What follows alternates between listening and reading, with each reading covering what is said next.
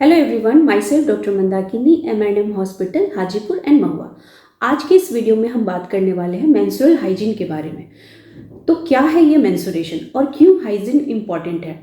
तो मेंस्ट्रुएशन जो है ये एक लड़की यानी कि बच्ची जब 12 साल की होती है लगभग, तो उनका पहला पीरियड स्टार्ट होता है, यानी कि वो फर्स्ट मिनाट। और जब उनका एज लगभग 47 साल 50 साल होता है तब तक उनका पीरियड चलता है। तो ये जो बीच का लाइफ है 12 साल से 45 या 47 साल, उसको बोलते हैं रिप्रोडक्टिव एज। इस रिप्रोडक्टिव एज में आपका हर पूरा लाइफ एक साइक्लिक पैटर्न में जाता है। कहने का मतलब कि जब आप 12 साल की होती हैं, इवन जब आप अपनी माँ के पेट में होती हैं लगभग 5 महीने की, तभी आपका ये सारा ऑर्गन बन जाता है, बच्चेदानी बन जाता है। सारा ऑर्गन जैसे आँख, नाक, मुंह, दिल, लीवर, उसी तरह बच्चेदानी, ट्यूब, अंडा सब बन जाते हैं। और उस समय उस बच्चे अंडे में भी लगभग 7 मिलियन अंडाणु बन जाते हैं, जो कि जब आप 12 साल के होते हैं तो वो 7 मिलियन अंडाणु से घट के लगभग 450 अंडाणु बचते हैं। और ये 450 अंडाणु आपके 12 साल से लेके 45 साल तक में हर महीने निकलते हैं। तो ये निकलता क्यों है? एक न्यू लाइफ के लिए, यानी कि फर्टिलाइजेशन होता है और एक नया बच्चा बनता है। तो वुमेन का लाइफ एक साइक्लिक पैटर्न में चलता है। और ये जो पार्ट है ये है रिप्रोडक्टिव लाइफ। और इस पार्ट में हर महीने आपका अंडा फूटता है। उस अंडा को फूटने के लिए रेगुलेशन कहाँ से होता है? ब्रेन से। यानी कि ब्रेन में एक पार्ट होता है हाइपोथैलेमस। हाइपोथैलेमस के जस्ट नीचे इस लेवल पे होता है पिट्यूटरी। हाइपोथैलेमस से एक हार्मोन निकलता है GnRH। GnRH सिग्नल देता है पिट्यूटरी को और वहाँ से निकलता है हार्मोन FSH और LH। FSH और LH, ये FSH काम करता है ये अंडा पे। अगर आप देख पा रहे हैं तो इस तरह से इसमें एक साइकिल है अंडा का, और ये अंडा मैच्योर होता है और लगभग बीच में पीच साइकिल यानी कि लगभग 14 दिन के अराउंड ये अंडा फूटता है। तो ये फर्स्ट 14 दिन जो अंडा मैच्योर होता है इसमें आपका निकलता है हार्मोन एस्ट्रोजन। और ये एस्ट्रोजन हार्मोन आपके बच्चेदानी के सबसे अंदर का पर्दा जो होता है इंडोमेट्रियम, उसको थिक करता है, प्रिपेयर करता है, तैयार करता है फर्टिलाइज्ड ओवम को यहाँ पे इम्प्लांट करने के लिए, यानी कि चिपकने के लिए। यानी कि यहाँ पे आके जब बच्चा, कीड़ा और अंडाणु मिलते हैं यहाँ पे और ये आके यहाँ पे चिपकते हैं और बड़े होते हैं, बढ़ते हैं। 9 महीने में डिलीवरी होता है।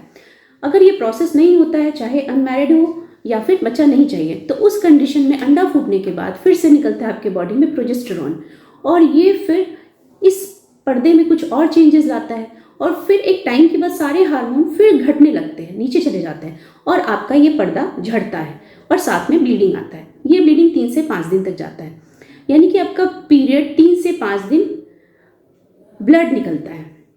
यानी कि इस बीच में आपको 3 से 5 दिन ब्लड निकलता है। और ये जो ब्लड है ये बहुत ही गुड कल्चर मीडियम है बैक्टीरियाज के लिए, यानी कि बैक्टीरिया को बहुत पसंद आता है ये ब्लड। बैक्टीरिया फटाक से आते हैं और वहाँ उसको खाते हैं और ग्रो करते हैं, वो अपना जनरेशन बढ़ाते हैं। यानी कि ये ब्लड को अगर हैंडल ना किया जाए तो इन्फेक्शन हो सकता है, और ये इन्फेक्शन अपने आसपास को भी फैला सकता है। यानी कि बच्चेदानी के रास्ते का इन्फेक्शन आपके पेशाब के रास्ते में जा सकता है, क्योंकि वहीं पे पेशाब का रास्ता है और पीछे में आपका पैखाना का रास्ता है। तो ये इन्फेक्शन आपको पैखाने के रास्ते में जा सकता है। ये इन्फेक्शन आपको ऊपर की तरफ बच्चेदानी के मुंह में आ सकता है, बच्चेदानी में आ सकता है, ट्यूब में आ सकता है और फिर अंडा में आ सकता है, और ट्यूब के थ्रू, चूँकि ट्यूब पेट में ओपन होता है, तो ये फिर आके पेट में फैलेगा और आपके पूरे बॉडी को इन्वॉल्व कर लेगा। इसीलिए मेंस्ट्रुअल हाइजीन बहुत ही इंपॉर्टेंट है। तो मेंस्ट्रुअल हाइजीन में एक तो हम अपने बॉडी के हाइजीन पे बात करेंगे और दूसरा हम बात करेंगे इन्वायरमेंट पे, यानी कि उस जो भी मेंस्ट्रुएशन में यूज़ किया हुआ प्रोडक्ट है उसको जितना इम्पॉर्टेंट है सही प्रोडक्ट को यूज़ करना, उतना ही इम्पॉर्टेंट है उस प्रोडक्ट को डिस्पोज करना। क्योंकि अगर आप उसको बस अपने स्वास्थ्य के लिए, आप अपना हाइजीन मेंटेन कर रहे हैं, ठीक से यूज़ कर रहे हैं, सही समय पे चेंज कर रहे हैं और उसको आप सीधे इन्वायरमेंट में फेंक दे रहे हैं, कहीं भी पड़ा है, तो वो दूसरे को इन्फेक्शन करा सकता है। और जो पैड होता है वो बहुत सालों तक उसी तरह से इन्वायरमेंट में इधर उधर फैलता रहता है। वो बायोडिग्रेडेबल बहुत मुश्किल से होता है या नहीं होता है, उसको बहुत हाई हीट पे जलाना पड़ता है, तब जाके वो हमारे इन्वायरमेंट से ख़त्म होता है। ये वीडियो बच्चियां लगभग 9 साल की हैं, आप अपनी बच्चियों को मेंस्ट्रुअल हाइजीन के बारे में एडुकेट करिए, मेंस्ट्रुएशन के बारे में बताइए। मेंस्ट्रुएशन जो है वो बच्चियों में सडन नहीं आता। मेंस्ट्रुएशन के पहले होता है थेलार्क, फिर होता है प्यूबार्क और फिर होता है मेनार्क। कहने का मतलब कि थेलार्क यानी कि सबसे पहले बच्चियों में जो बदलाव होते हैं तो वो उनके ब्रेस्ट में होते हैं। पहले ब्रेस्ट चेंजेस आएगा, थोड़ा सा ब्रेस्ट इलाज होने लगेगा। इसके बाद प्यूबार्क, तो यानी कि हेयर्स आने लगेंगे, जैसे आपके अंडर आर्म्स में हेयर आने लगेंगे, प्यूबिक एरिया में हेयर आने लगेंगे। तब जाके एक सडन ग्रोथ होता है बॉडी में, हाइट बढ़ता है और तब जाके पीरियड आता है। तो अगर बच्चियों में थेलार्क प्यूबार्क हो रहा है तो उनको मेनार्क के बारे में बताना है, मेंस्ट्रुअल हाइजीन के बारे में बताना है और इस चीज़ को एकदम टैबू नहीं बना के रखना है। बहुत सारे घरों में पीरियड पे बात नहीं होती है। अगर बच्चियां पीरियड होती हैं तो वो बिल्कुल सहम सी जाती हैं कि उनके बॉडी में क्या बदलाव आ गया। तो उनको थोड़ा सा फ्रेंडली बनाना है और इस तरह से होना चाहिए कि उनकी कोई भी एक्टिविटी हैम्पर ना हो, उनका स्कूल मिस ना हो। मेंस्ट्रुएशन के दौरान हर कुछ किया जा सकता है, कोई भी एक्टिविटी मना नहीं होती है, कोई भी फूड मना नहीं होता है। मेंस्ट्रुएशन में जो पर्सन है वो अपने हिसाब से रेस्ट करे या अपने हिसाब से अपनी एक्टिविटी को नॉर्मल रखे। आप अपने रेगुलर एक्सरसाइज और योगा और जिम सब कुछ जैसे कर रहे थे आप वैसे कर सकते हैं। तो मेंस्ट्रुएशन के दौरान यूज़ होने वाला प्रोडक्ट क्या है? तो मेंस्ट्रुएशन के दौरान यूज़ होने वाले प्रोडक्ट होते हैं जो कि डिस्पोजेबल होते हैं और दूसरा होता है नॉन डिस्पोजेबल। डिस्पोजेबल में आता है क्लॉथ पीस, सैनिटरी नैपकिन, टेम्पॉन और पीरियड पैंटीज। जो सबसे ज़्यादा यूज़ होने वाला प्रोडक्ट है वो है घर का क्लॉथ पीस, जो कि जितना सही तरीके से स्टरलाइज होना चाहिए वो होता नहीं है और ये एक बहुत बड़ा कारण होता है इन्फेक्शन का। अगर आप क्लॉथ पीस यूज़ करना ही चाहते हैं तो आपको उसको प्रॉपर स्टरलाइज करना है। कहने का मतलब उसको अच्छे से धोना है और उसको सन ड्राई करना है, धूप में सुखाना है और उसको अच्छे से रखना है और आप उसको फिर यूज़ करिए। आप उसको फिर से वॉश करके रीयूज़ कर सकते हैं, बट इसको मेंटेन करना बहुत मुश्किल है। ये इन्फेक्शन, आप इसको थोड़ा भी कम मेंटेन करेंगे, सफाई पे कम ध्यान देंगे, ये आपको इन्फेक्शन कराएगा। और इन्फेक्शन किस लेवल का होता है ये हम बात कर चुके हैं। दूसरा जो प्रोडक्ट है, जो सबसे अच्छा प्रोडक्ट है, वो है disposable sanitary napkin. Sanitary napkin बहुत अच्छे से स्टरलाइज करके बनता है। आप उसको यूज़ करिए, 4 से 6 घंटे में चेंज करिए, अपने फ्लो के हिसाब से और जल्दी आप चेंज कर सकते हैं। और इसको यूज़ करने के बाद आप उसको प्रॉपर डिस्पोज करिए, मतलब इसको रैप करिए, कवर करिए और फिर इसको डस्टबिन में डालिए और जहाँ पे भी जो भी आपका डिस्पोजेबल वे है आप उसके थ्रू उसको डिस्पोज कर सकते हैं। अगर आप इसके डिस्पोजेबल पे ध्यान नहीं देते हैं तो ये हेपेटाइटिस बी, हेपेटाइटिस सी, इस तरह का इन्फेक्शन और भी इन्फेक्शन कराता है। दूसरा जो प्रोडक्ट है वो है टेम्पॉन। टेम्पॉन भी एक बहुत ही अच्छा प्रोडक्ट होता है मेंस्ट्रुएशन में यूज़ होने वाला। बहुत सारे टेम्पॉन एप्लीकेटर के साथ आते हैं और विदाउट एप्लीकेटर भी आते हैं।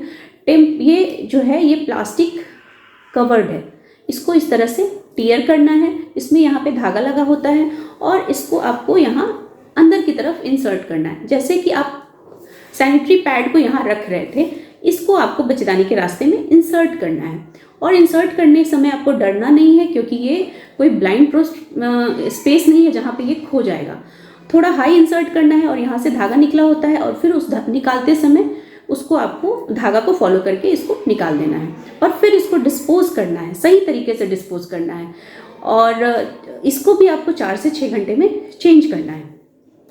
नेक्स्ट प्रोडक्ट होता है पीरियड पैंटी। पीरियड पैंटी भी बहुत अच्छा एक प्रोडक्ट है जो कि रीयूजेबल है। इसको भी आपको अच्छे से वॉश करना है, सन ड्राई करना है। नेक्स्ट प्रोडक्ट है नॉन डिस्पोजेबल, वेरी चीप, यानी कि बहुत ही सस्ता, बार बार यूज होने वाला, रीयूजेबल। ये सिलिकॉन से बना होता है जो कि हमारे बॉडी में रिएक्शन नहीं करता। एक मेंस्ट्रुअल कप लगभग 10 साल तक यूज कर सकते हैं। लेकिन इसमें भी एक बहुत इंपॉर्टेंट बात है कि आपको इसके स्टरलाइजेशन पे ध्यान देना है। आप जब भी यूज़ करते हैं तो यूज़ करने के पहले आपको उसको 15 मिनट बॉइलिंग वाटर में बॉईल करना है। ऐसा नहीं कि ठंडा पानी में डाल के उसको उबाल दिए 15 मिनट, नहीं, आपको बॉइलिंग वाटर में डालना है, 15 मिनट उसको बॉईल करना है। इसके बाद आपको अपना हैंड वॉश करना है। हैंड वॉश करने के बाद आपको मेंस्ट्रुअल कप को इस तरह का होता है मेंस्ट्रुअल कप। ऐसा इसको यूज़ करने का भी तरीका है कि आपको अच्छे से हैंड, पहले तो इसको स्टरलाइज करिए, दूसरा अब अपने हैंड को वॉश करिए। इसके बाद इसको इंसर्ट करने का तरीका होता है कि आप इसको इस तरह से सी टाइप में फोल्ड करिए और इसको फिर आपको बच्चेदानी के रास्ते में इंसर्ट करना है। इसके बाद इसको छोड़ना है और फिर आपको यहाँ पे पिंच करना है। इसको यहाँ पे पिंच कीजिएगा तो ये इस तरह से ओपन हो जाएगा और ये मेंस्ट्रुअल कप आपका 4 से 6 घंटा अकॉर्डिंग टू फ्लो आप उसको चेंज कर सकते हैं। चेंज करने के लिए भी आपको यहाँ से इसके टेल को फॉलो करके इसको खींचना है। इसके बाद हैंड वॉश कर लेना है पहले। इसके बाद आप उसको अपने टॉयलेट में इसको डिस्पोज कर सकते हैं, गिरा सकते हैं। फिर इसको रनिंग वाटर से, यानी कि टैप वाटर, रनिंग वाटर से इसको सिंपल वॉश करिए। कुछ नहीं करना है, कोई सोप यूज़ नहीं करना है। अभी आपने जस्ट फर्स्ट डे इसको स्टरलाइज किया है बॉइलिंग वाटर में 15 मिनट, फिर आपको बीच में 4 दिन इसको वॉश करना सिर्फ पानी से है। कोई साबुन कुछ भी नहीं यूज़ करना है। बस यूज़ करने के पहले आपको हैंड वॉश करना है, यूज़ करने के बाद आपको हैंड वॉश करना है। तो फिर आपने 4 घंटे 5 घंटे के बाद इसको थ्रो किया और फिर से आप इसको सी सेप करके इंसर्ट करिए।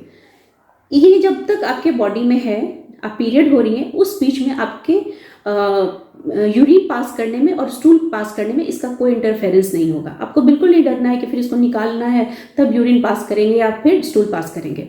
और ये एक बहुत ही सस्ता, इन्वायरमेंट फ्रेंडली, क्योंकि पैड की तरह इसको हम लोग बाहर में फेंक नहीं रहे हैं, सिर्फ ब्लड है और ब्लड को हम लोग गिरा देते हैं, जो कि आपके जो भी आपका जो वाटर ड्रेनेज है उसमें चला जाता है। तो मेंस्ट्रुअल हाइजीन एक बहुत ही इम्पॉर्टेंट टॉपिक है, खासकर टीनेजर गर्ल्स के लिए। जिस तरह से हम अपनी बच्चियों को अवेयर करते हैं कि आपके बॉडी में चेंजेस आ रहे हैं, आपको कुछ टाइम के बाद पीरियड आ सकता है, उस तरह से हमको अपने बेटों को भी, यानी कि लड़कों को भी बताना है, ताकि वो थोड़ा सा सेंसिटिव रहें अपने फ्रेंड्स के लिए। अगर उनको ऐसा लगता है कि इस तरह का चेंजेस है तो वो उनको कोऑपरेट करें, उनको उस सिचुएशन में उनको हेल्प करें। इस तरह से ये टॉपिक अगर आपको किसी भी तरह से हेल्पफुल हुआ तो आप इसको लाइक करिए, शेयर करिए और सब्सक्राइब करिए। Thank you.